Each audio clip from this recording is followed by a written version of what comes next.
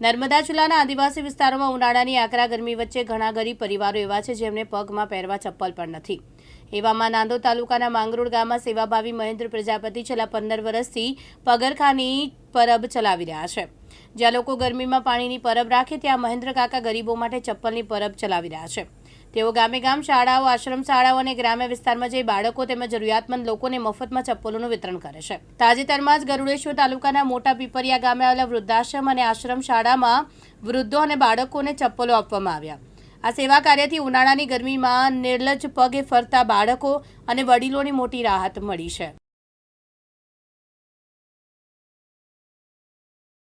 નર્મદા જિલ્લો આદિવાસી વિસ્તાર છે આમ તો, અને ઘણા ગામડાઓની અંદર ગરીબ લોકો રહેતા હોય છે જેમની પાસે ચપ્પલ નથી હોતા।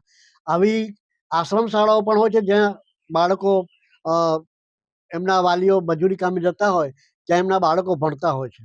આ લોકો પાસે ઉનાળાના બળબડતા તાપમાં ચપ્પલ નથી હોતા, ત્યારે મને એવો વિચાર આવે કે મારો પણ જીવ બળે કે આ જેમની પાસે ચપ્પલ નથી એમને શું વેદના થાય। તો મારા મનમાં એવી વિચાર આવ્યો કે જગતની અંદર ભોજનાલયો હોય છે, પાણીની પરબ હોય છે, એવી આ ચપ્પલની પરબ, પગરખાની પરબ હોય તો ઘણું કામ સારું થઈ શકે અને લોકોને એની તૃપ્તિ મળી શકે। તો આજે આ પીપરિયા વૃદ્ધાશ્રમ અને પીપરિયાની આશ્રમ શાળાના બાળકોને ચપ્પલ વિતરણ કરવાનો કાર્યક્રમ રાખવામાં આવેલો। મહેન્દ્ર પ્રજાપતિ, માંગરોળ। અમે વૃદ્ધાશ્રમમાં છે।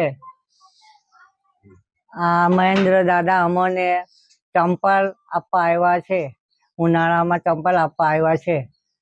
અમે એમનો આભાર માનીએ છીએ। બીજું 2 વર્ષથી વૃદ્ધાશ્રમમાં 2 વર્ષથી રહું છું, બધું અહીં સરસ છે। આ ચંપલો અમને આપશે તો અમારે બહારગામ જવું હોય તો અમને કામ લાગશે। આ મહેન્દ્રભાઈનો આભાર। તમારું નામ? મીનાબેન કનોજભાઈ પટેલ। 15-16 વર્ષથી મેં રહું ચિંગારી। આ મહિના દાદા અમને દર વર્ષે ચંપલ આપી જાય છે ને અમે એમનો ખૂબ ખૂબ આભાર માનીએ છીએ। આ ચંપલ પહેરીને અમે પ્રવાસમાં જઈએ છીએ। મારું નામ અર્મિલાબેન કાલચિયાભાઈ છે। અમને વૃદ્ધાશ્રમ અને આશ્રમ શાળામાં ચંપલ આપ્યા છે મહેન્દ્ર કાકાએ। અમને ઉનાળામાં પહેરવામાં બહુ કામ લાગશે, એમનો અમે સૌનો આભાર માનીએ। ડુબીલ અર્મિલાબેન કાલચિયાભાઈ। દીપક જગતાપ સાથે જીતુ રાણા, દિવ્યાંગ ન્યૂઝ, રાજપીપળા, નર્મદા।